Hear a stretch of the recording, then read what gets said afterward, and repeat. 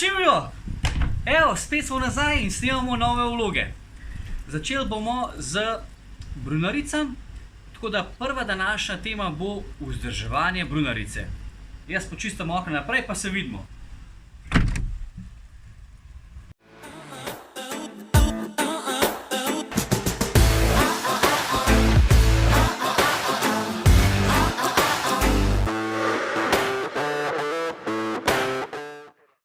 Torej, vzdrževanje brunarice. Moram najprej povedati, če me vprašate, ali je vzdrževanje brunarice potrebno, moram reči ne. V resnici ni potrebno. So pa potrebni 3 koraki, katere moramo nekako vsako leto ali pa mogoče večkrat narediti, zato da bomo brunarico imeli dolgo življenjsko, mislim, pač doživljenjsko.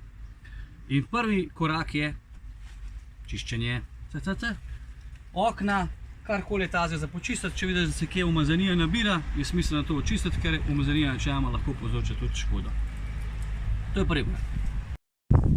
Torej, drugi korak, naredimo en pa drugi korak. Pregled.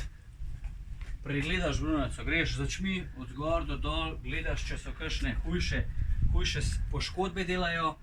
Lahko bi bilo nekje slabo zaščiteno, nekje slabo pobarvano, kar pomeni, da bi se moralo to obnoviti. Pogledaš, če je kje kakšna hujša razpoka nastala, da zadeva več ne tesni dovolj dobro. Tako da, korak 2 je običajno uporaba oči.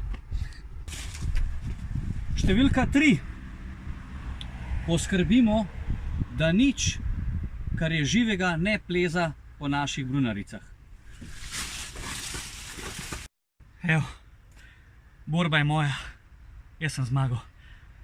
Torej, tretji korak, poskrbimo, da res nič ne raste, ker posledično to zadeva ni zračena in pomeni, da lahko les hitreje se gnije.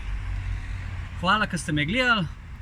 Naslednjič se vidimo z novimi prispevki, in sicer noč v brunarici, dan v brunarici, in pa najdemo mogoče še kakšno temo. Hvala, všečkajte nas, lajkajte nas, pa se vidimo.